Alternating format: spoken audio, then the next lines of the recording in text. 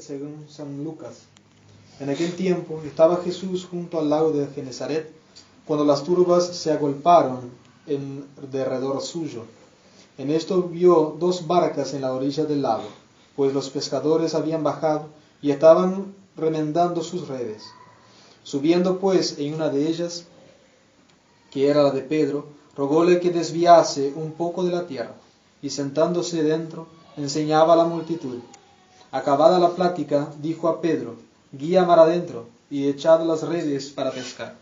Replicóle Simón: Maestro, toda la noche hemos estado fatigándonos y no hemos tomado nada, pero ya que tú lo dices, echaré las redes.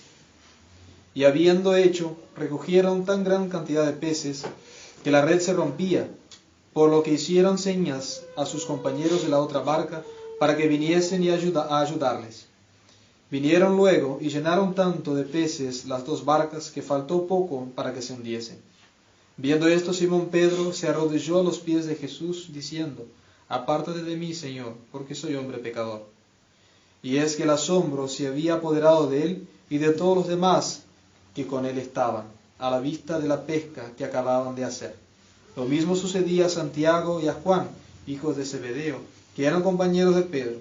Y dijo Jesús a Simón Pedro: no temas, desde hoy serás pescador de hombres. Y sacando la barca de la tierra, dejada todas las cosas, le siguieron. Pueden sentarse.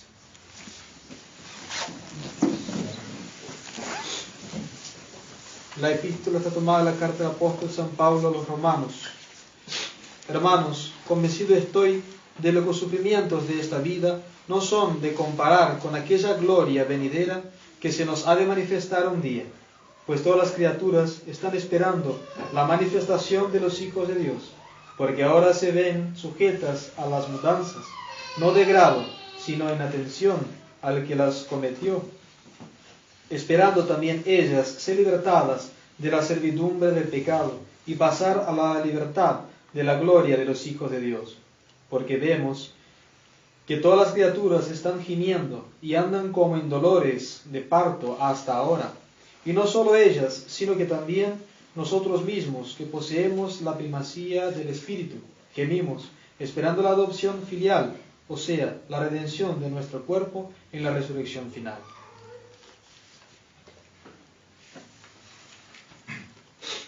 En nombre del Padre, del Hijo y del Espíritu Santo. Amén. Dios te salve María, llena eres de gracia, el Señor es contigo. Bendita tú eres entre todas las mujeres y bendito es el fruto de tu vientre, Jesús. Santa María, Madre de Dios, ruega por nosotros pecadores, ahora y en la hora de nuestra muerte. Todo el año litúrgico está dividido en varias partes, pero nosotros podríamos dividir en dos grandes partes. Primero, todas aquellas cosas que nosotros contemplamos, los misterios de Dios uno y trino, la primera parte del año litúrgico, que comienza en el tiempo de Adviento, la preparación para la Navidad. Luego vienen las manifestaciones de nuestro Señor en el tiempo de la Epifanía, y después septuagésima, sexagésima, hasta el tiempo de pasión, que nosotros estamos preparando nuestra alma para conmemorar la pasión y muerte de nuestro Señor. Y luego viene la resurrección, el tiempo pascual, después la venida del Espíritu Santo en el Pentecostés, y concluye esa primera parte con la fiesta de la Santísima Trinidad. Vemos en la mitad del año litúrgico parte de lo que podemos contemplar en la tierra del misterio trinitario. Después vemos todos esos misterios aplicándose a nuestras almas durante el tiempo después de Pentecostés, a donde abundan las parábolas de nuestro Señor, las enseñanzas, las discusiones con los fariseos, para instruir nuestras almas, para darnos doctrina. Son aquellos mismos misterios trinitarios aplicados a nuestra alma. En este domingo, la Santa Iglesia nos presenta un tema, un asunto, una doctrina espiritual que es aplicable a todos los católicos del mundo, a todos los fieles. No importa la edad, el estado, la condición que tenga. Porque hay algunos temas que se predican a adultos y a chicos no. Se predican a clérigos, pero no a laicos.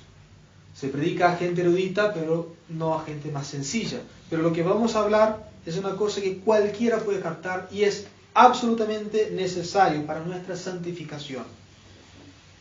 Con su clareza y elocuencia, nada menos que inspirada y divina, San Pablo nos dice en la epístola que acabamos de leer: estoy convencido, dice San Pablo, que los sufrimientos de esta vida no son de comparar con aquella gloria venidera que se nos manifestará un día.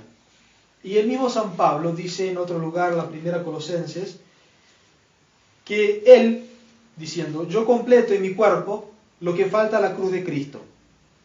Aquí toda la epístola que acabamos de leer es como una directiva de cómo sobrellevar los dolores, cómo sobrellevar el sufrimiento. Y en base a esa frase de San Pablo, que complete en su cuerpo lo que falta a la cruz de Cristo, nos muestra la importancia que es completar la redención con parte nuestra. No quiere decir, por supuesto, es una palabra revelada, no puede equivocarse San Pablo, no quiere decir que la redención de nuestro Señor haya sido en algo finita, que no tenga un valor infinito. Por supuesto que sí lo tiene, pero como decía San Agustín, Dios que te crió sin ti, no te salvará sin ti. Tenemos que poner algo nuestro, parte de nuestro obrar. El sufrimiento, la cruz, el dolor cristiano es una doctrina espiritual que se aplica a todos los cristianos, a todas las almas. Todos nosotros tenemos que sufrir y sufrimos de hecho. ¿Cómo hacer para hacerlo cristianamente? En primer lugar, ¿por qué Dios permite los dolores? ¿Por qué permite los males?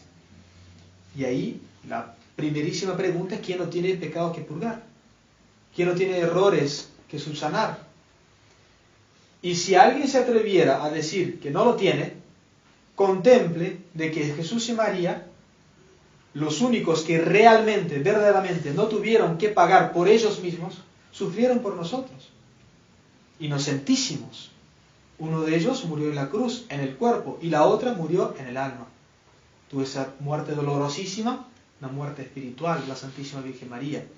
Es muy común que todos, absolutamente todos, sean tentados del demonio de preguntar a Dios: ¿por qué eso acontece conmigo? ¿Por qué a mí? Cuando aparezca esta tentación, hay que poner un cartelito al lado de la cruz. ¿Y yo qué hice? No hizo absolutamente nada que le mereciera con la muerte que tuvo. Si somos tentados por eso, de preguntar a Dios, tener la temeridad de preguntar a Dios: ¿por qué me envía esos dolores? Miremos a la cruz, imaginemos que nos dice: ¿yo qué hice para tener semejante muerte? Entonces, si Jesús y María, inocentísimos, pagaron ellos por nuestras faltas, nosotros por supuesto también tenemos que pagar por ellas también. Y no hay que olvidar que el dolor, el sufrimiento, el saber llevar la cruz, Dios nuestro Señor usa de eso para hacernos mejores. Hay un hecho en la naturaleza muy notable que muestra, podemos sacar de ahí un ejemplo muy tangible de cómo el dolor, cómo el sufrimiento eleva la naturaleza. El águila real, uno de los pájaros más imponentes que hay, tiene una manera muy particular de hacer aprender a sus pollitos a volar. Cuando, como cualquier otra ave, cuando el águila está por empollar, hace un nido cómodo, confortable, para que los huevos no se rompan. Lo llena, eso es algo comprobado en la ciencia, es así, tal cual, no es un cuento que estoy diciendo, es así la naturaleza. El águila cubre el nido, que generalmente está hecho con palos, cubre el nido con plumas, que incluso saque de su mismo cuerpo, y hojas, para que los huevos se mantengan en un lugar blando y caliente. Porque sin esas dos cosas no se puede, no salen los pollitos, se pudre el huevo. Luego que nacen los pollitos, los pichones, el águila sigue con la misma atención, sigue calentando y transformando el nido en lugar cómodo, lugar donde los pollitos, los pichones pueden crecer. Pero luego, cuando los pichones ya empiezan a tener plumas, ya empiezan a crecer, el águila, y eso es un hecho comprobado en la ciencia, empieza a quitar, por el instinto que Dios le dio, el águila empieza a quitar las hojas, quitar las plumas del nido, para que se transforme en un lugar frío e incómodo, donde que los pichones están incómodos ahí, les pincha de todos los lados. Entonces, instintivamente, los pichones quieren salir de ahí, y viendo a su madre volar, se lanzan al vuelo. Así es en la naturaleza, como los pichones de águila real, aprenden a volar. Y algo muy interesante también es que si hay alguno de los pichoncitos que es cobarde y no se anima, la misma águila lo agarra y lo tira del nido para forzarlo a volar. Pero el águila, si desconfía que el pichón va a romperse en el piso, hace un vuelo rasante, lo agarra y lo devuelve al nido. Pero lo vuelve a tirar hasta que aprenda a volar. ¿No vemos eso? Algo clarísimo de la actuación de Dios. Que nos quiere elevar el espíritu por medio del dolor. No nos quiere mantener en ese nido del mundo de una manera confortable, de una manera calientita que nos apeguemos acá, sino que nos envía los dolores, así como el águila quitando las plumitas y las hojitas del nido, nos manda los dolores para que nosotros nos desprendamos de aquí abajo.